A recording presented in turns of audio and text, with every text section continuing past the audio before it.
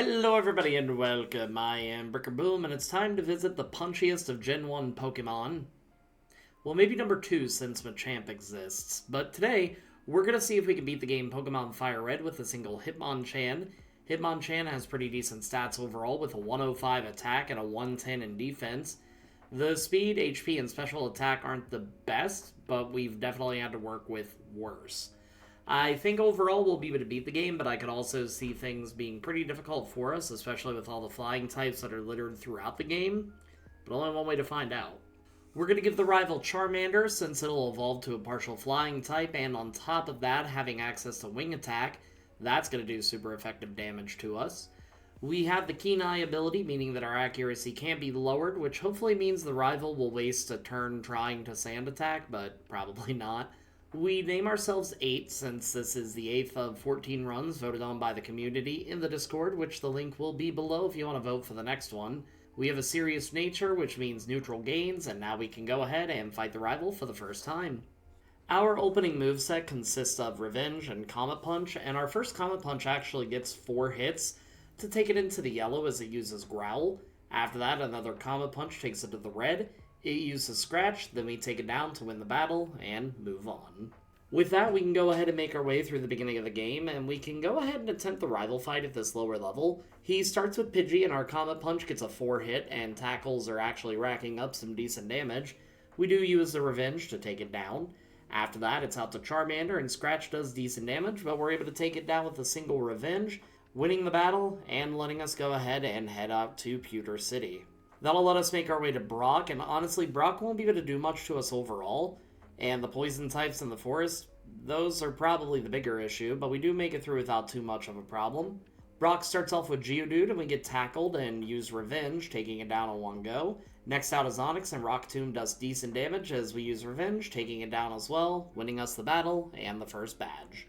Alright, so with us being able to make our way through the next bit of game, it's at this time I'd like to remind you to like the video and subscribe to the channel. In the most recent weeks, I've been posting to TikTok, Facebook, Instagram, Twitter, Blue Sky, pretty much any social media that I can think of. It's kind of weird posting so frequently again, but with the way videos have been performing, I need all the help I can get. I also managed to start on the Arceus lock last week, and I'm trying to have a decent production value to it. And I started a new randomizer race this time in Wind Waker, which will be Tuesdays at 7 p.m. Eastern Time on Twitch. So, grab your Dome fossils, since those are the only ones that matter. Let's roll into Cerulean City, grab Mega Punch, and at this point, we have 2 options ahead of us, either fighting the rival or going after Misty. We have a decent special defense, so we'll roll in with Mega Punch and see how things go. Misty starts off with Staryu and it does outspeed using Harden as we use Revenge. Next turn it uses Water Pulse for decent damage and we take it down. After that, Starmie comes out and Water Pulse does scary damage, and we take it to not even half as Water Pulse just knocks us out with a crit. Okay, let me try that rival fight instead. Pidgeotto's up first and we open with Mega Punch, taking it to around half. Gus does some solid damage, and another Mega Punch takes it out. Next out is Abra, who can't do anything, so we just use a Pursuit, then take it down with a Mega Punch. After that, Rattata's out and uses Quick Attack as Revenge takes it down. Then finally, you have Charmander. We miss Mega Punch, get critical hit with Ember, and despite landing our next attack, we get taken down. Next time around, things basically go the exact same till we get to Charmander, who we take to yellow. This time it doesn't crit or burn us, so we can take it down to win the battle. Alright, so now we'll go ahead, go through the route and trainers to the north, making sure to get the levels that we need. Overall, I think as long as we can 2 to 3 shot her Starmie, we'll be doing alright. If you can't tell just by my verbiage alone, I do tend to write this script as I go along, so even I'm not 100% sure how things are going to end. So after we go through and fight the trainers, we'll double back and see if we can take down Misty. At this level, Staryu is an easy one-shot with Mega Punch. You know, assuming it connects, which it does. As Starmie comes out, it uses Water Pulse and we use Pursuit for some chip damage, then get taken to 24 HP as Mega Punch lands it into the yellow. Another Water Pulse connects to take us into the red, but luck is on our side and we connect that final attack, winning us the battle.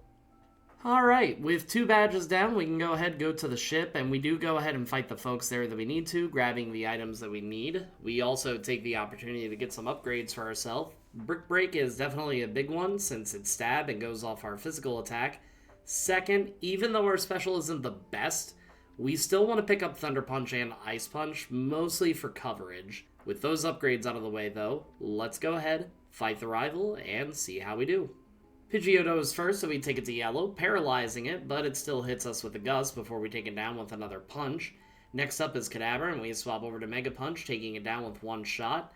As Raticate comes out, we swap over to Brick Break, taking it down in one go. Then, Charmeleon is the last Pokemon. We use another Brick Break, taking it to red, before we take it down to win the battle and keep going. So, we'll go ahead and see how things go after giving the captain a nice little rub down, and then on to the gym for a frighteningly easy trash can puzzle. Voltorb is first, and we use Brick Break, taking it down in one shot. Next out is Pikachu, and we chance the physical attack with Brick Break, not that we have much of a choice, and sadly do proc static to get paralyzed after we knock it out. Finally, it's Raichu, and it begins to double team, and we stay paralyzed. Another double team connects, but this time we connect with Brick Break, taking it down in one shot and winning us the battle. Alright, so now that that's out of the way, we can actually go ahead and make our way through Rock Tunnel. Now, the tunnel isn't too bad with the rock-typing Pokemon, however, the Slowpoke actually do provide a bit of an issue. For the most part, we can make it through the cave pretty easily, though, and with that, we make our way into Celadon.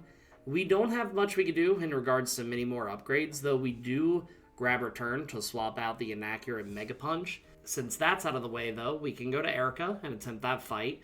Absolute worst case scenario, since her grass are also partial poison typing, we can go to Giovanni and the rival and then just fight Erika later, but again, only if needed. Victory Bell's up first, so we open with Return, taking it to a little bit below half as Stun Spore connects. Next turn it outspeeds and Giga Drains, but another Return is enough to do the job. Next out is Tangela, and it uses Ingrain, and we stay paralyzed. Giga Drain thankfully doesn't do much, and we use Return, taking it to a bit below half. A Giga Drain does heal it, but we take it down. Last up is Vileplume, and we swap to Ice Punch, trying to get the freeze, but we don't. And another Giga Drain takes us to 3 HP, and we stay paralyzed and go down. Let me try that again. Now this takes about 5 attempts, but Stun Spore finally misses, and that lets us take down the Victory Bell without too much of an issue. With that being out of the way, Tangela then comes out, and since it's only using Ingrain, we're at full health when it's time for Vileplume. We use Return, taking it to almost half as it uses Stun Spore.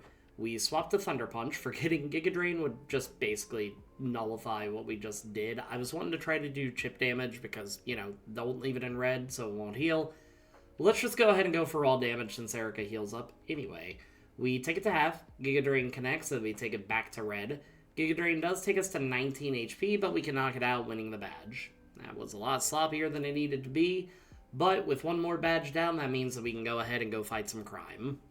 Onix is first, and we start off with Brick Break, taking it down in one shot. Rhyhorn comes out, and another Brick Break is able to take it down. Last but not least, you have Kangaskhan, and it's also a one-shot. Not sure if the critical hit was needed, but I'm also not going to be upset about that.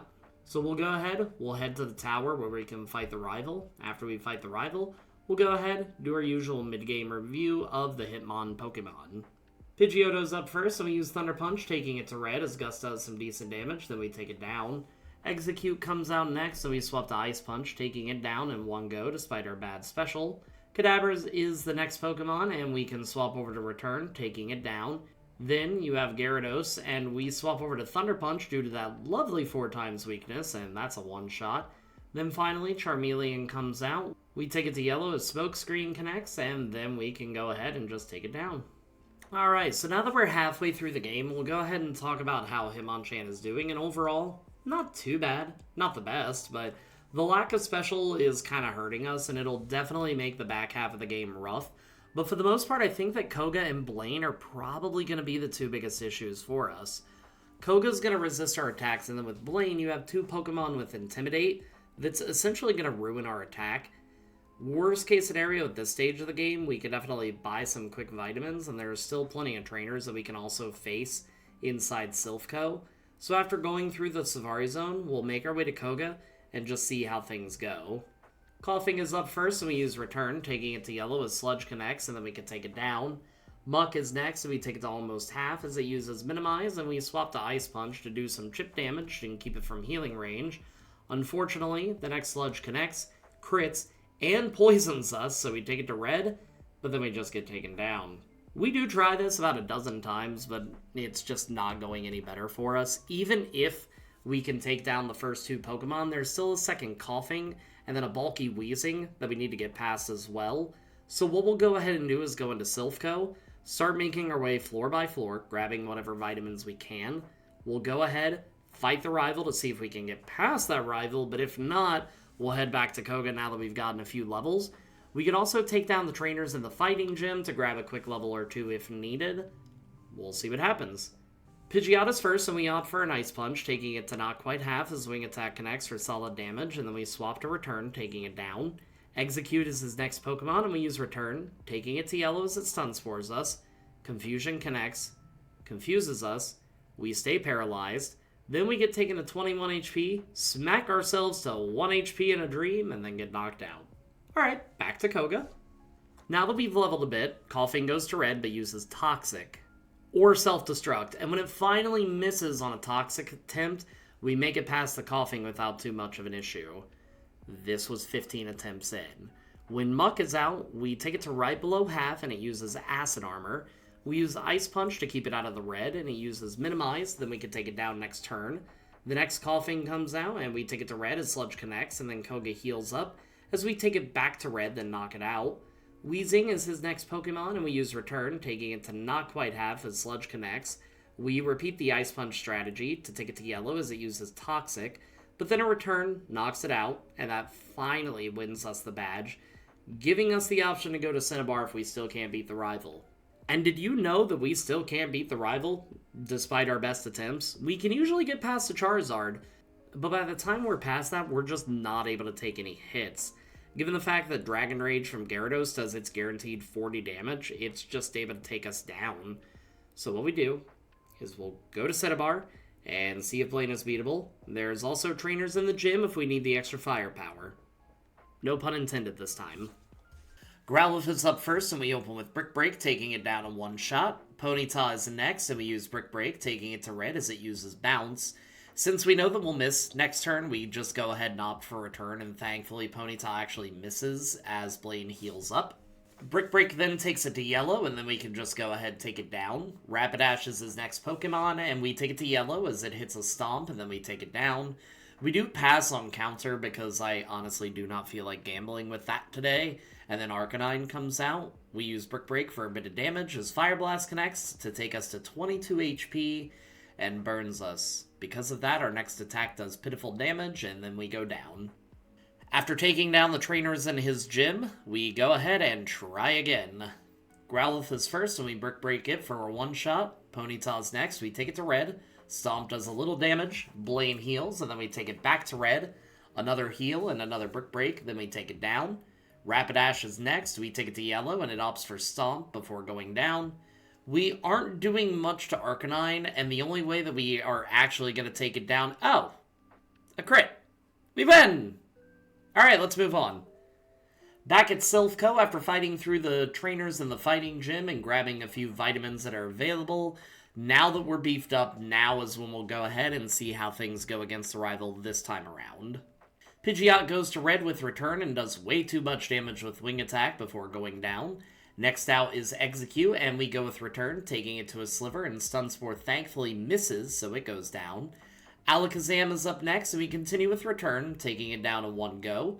Charizard is up, and Return takes it into the yellow, and it Scary Faces us. Flamethrower connects, and then we take it down. Finally, it's Gyarados, and it uses Twister for some reason, and flinches us. Then it uses Dragon Rage, and we go down. Amazing. After a few levels, we can make it to Charizard without too much of an issue, and we have a bit more health than we did the last time we tried as well. This time, Charizard goes to almost red with a Return, and rather than using Scary Face, it hits us with a critical hit Wing Attack. We do take it down, but we have 11 HP left as Gyarados comes out, and we bank on the Thunder Punch, thankfully getting a one-shot and letting us move on from the battle. Do I think that we needed those couple levels? Maybe. The AI had it choose different moves when we were leveled up than what it was when we were at the lower levels, so it's possible that we were going to get Scary Faced if it just didn't choose to attack every single time. On to Giovanni. Giovanni starts with Nidorino, and we use Return, taking it down a one-shot. Next out is Nidoqueen, and we take it to yellow as it uses Tail Whip, and then we can take it down. Then you have Kangaskhan, and we swap to Brick Break, taking it down a one-shot. Last up is Rhyhorn, and we Brick Break again, taking it down to win the battle. Let's go fight Sabrina, who could be a threat, but will probably just be a pushover because she doesn't like to attack. Kadabra's first, and we take it down with a critical hit Return. Then you have Mr. Mime, and we take it down with a Return as well. Alakazam is her next Pokemon, and you guessed it, it goes down with Return. And then last, and definitely least, is Venomoth, and we use Return, taking it down to win the battle and gain a pretty simple badge. So with that, we have one more badge to go. We'll fight the rival before the Elite Four, and then after that, we'll go ahead and theory craft about who in the Elite Four is going to give us the most trouble. With Nidoqueen, we can take it down in 2 returns, and as it goes down, we get poisoned from its ability. Nidoking is next, and we take it to red, get Earthquake and poison damage, and then since Giovanni heals and we do not get a crit, the poison just finishes us off a few turns later. With the next attempt, we just don't get poisoned by Nidoqueen this time, and we take it down. We do still get poisoned by the Nidoking. As we take it to half, it uses Earthquake, but we're able to take it down. The poison damage does take us to 33 HP, but a single Brick Break is enough to be able to finish off the Rhyhorn. In instances like this, I really wish that it had Guts, but that would probably make it too powerful, especially in Gen 1.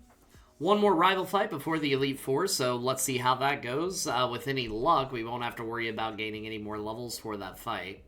Pidgeot goes down with a critical hit Return. That's a really good start. Next out is Alakazam, and it also goes down with a Return. Charizard comes out, and Return takes it to not quite half, as Scary Face misses, and then we take it to red. Scary Face then connects, and he uses Flamethrower for a lot of damage before we take it down. We still outspeed Rhyhorn, and Brick Break takes it out. The Scrambled Eggs come out, and we hit it with a Return to take it to yellow, and it does Stun Spore paralyze us, but we take it down before it can land an attack. Gyarados is his last Pokemon, and Hydro Pump takes us to 17 HP, and we use Thunder Punch. But it doesn't take us down. But Gyarados misses its next Hydro Pump, and we take it down to win the battle. That was surprisingly easy for us. Alright, so as we go into the Elite Four, we can discuss each of the members. For Lorelei, I could see that going either way. Our special defense is pretty alright, and we'll be doing super effective damage to a majority of her Pokemon, so the true threat is probably going to be her Slowpoke rather than Lapras like it usually is. Bruno, it depends on if we take down the Onix in one shot or not. I've had too many times our speed gets lowered from Rock Tomb, and then his remaining Pokemon are able to outspeed and obliterate us. It's basically either be one-shotted or one-shot them. Then with Agatha, well, her special attack is horrible. She will not be one-shotted, and we have no way of hitting her with our better physical attack, so I don't think it'll go well. And the same can be said for Lance. With the Dragon types, even if they're weak to Ice, I don't think they'll go down without putting up a good fight. And then with the rival, I mean, you've seen his team as we go. I don't think I have to explain why that could be an issue. But we'll grab a few more levels that we can going through the rest of the cave. We'll make sure that we have the opportunity to level up if needed, and we'll see what happens. These are our stats right before we get into the league. The physical attack and special defense are actually pretty solid, and speed should be enough to carry. But man, look at that special attack. Time for Lorelei. Dugong is up first, and we use Brick Break, taking it to a sliver as it sets up Hail. Lorelei heals, and we use another Brick Break, taking it down with a high roll on the damage this time around. Slowbro comes out next, and we use Return, taking it to not quite half as it uses Amnesia. We do use a quick Thunder Punch to avoid landing it in healing range as it hits with Surf, and then we can take it down. Cloyster is next, and waste time with Protect, so we take it to yellow, and then we can knock it out. Jinx comes out, we swap over to Return, taking it to red as Ice Punch knocks us out. I think we can do it at this level, and it does take a few attempts, and the beginning of the match is basically going the exact same until we get to the Jinx. This time we have more health, and we actually end up getting a crit on the Jinx to just one-shot it and bypass any concerns I had. Then when Lapras comes out, we use the Brick Break getting another crit and just take it down. Now for the Bruno fight, for the sake of time and a little bit of my own embarrassment, I'm just going to do a quick gloss over on the attempts It was pretty much what I was saying in the recap, that Rock Tomb would lower our speed, and then we would just get taken down pretty quickly by the rest of his Pokemon. Sometimes, if we're lucky, we can make it to Machamp, but unless we're doubly lucky and Cross-Chop misses, which it hasn't, he just takes us out. So, all these moves are technically inaccurate, they just have a tendency to keep hitting us. So, unfortunately, without too much of a choice in the matter, I think we're going to have to level up to get past Bruno, of all people. Now, this takes us to level 70, and we can knock out both the Onix with a Brick Break before they can lower our speed. Next out is the Hitmonchan, and a Thunder Punch does a bit as Rock Tomb connects and we take it down. Hitmonlee hits us with Mega Kick, and a single shot takes it out. Then, finally, you have Ms. Machamp, and we take it to yellow as it misses Scary Face. The next turn we could take down to win the battle. 7 attempts in at this level, mind you. On to Agatha. And did you think that it would be easy because we leveled up? Let's find out. Gengar's up first, so we use Thunder Punch, paralyzing it, and then we start whittling it down as it just confuses us. We do manage to take it into the low yellow, but then the paralyze and missing starts. We do manage to take it down, but we're down to 36 HP by the time that we do, and a single air cutter from our Golbat knocks us out. Back to the drawing board. The Gengar we can take down with some Thunder Punches, and thankfully, all it seems to want to do this time is use Double Team, so it goes down pretty quickly. Golbat comes out, and we do get hit with an Air Cutter before it goes down. Haunter uses Mean Look, and also misses, so it goes down. Then you have Gengar, and thanks to a very lucky freeze, we're able to take it down, even despite the heal up. Then last up you have Arbok, and it takes us down to 10 HP with a single Sludge, before it goes down to narrowly win us this Elite Four battle. On to Lance, and I really hope this one is a little bit easier. Gyarados is the first Pokemon up, and we open with Thunder Punch, taking it to red as Lance heals. Then we can just take it back to red, then take it down. We swap the Ice Punch to the Aerodactyl to bring it below half as it misses Scary Face, and then we can take it out. When Dragonite comes out, we take it to yellow as it uses Safeguard, so we can actually just take it out. Next out, you have Dragonair, and Ice Punch takes it to yellow as it hits a Dragon Rage before going down. Then you have one more Dragonair, and we take it to yellow as it uses Thunder Wave, nails us with a Hyper Beam, and we stay paralyzed, but thankfully on its recharge turn, we are able to take it down. One more battle to go. Pidgeot's up first, and we hit it with Ice Punch as it uses Wing Attack and then goes down. Next out is Alakazam, and we can take it down with a single return.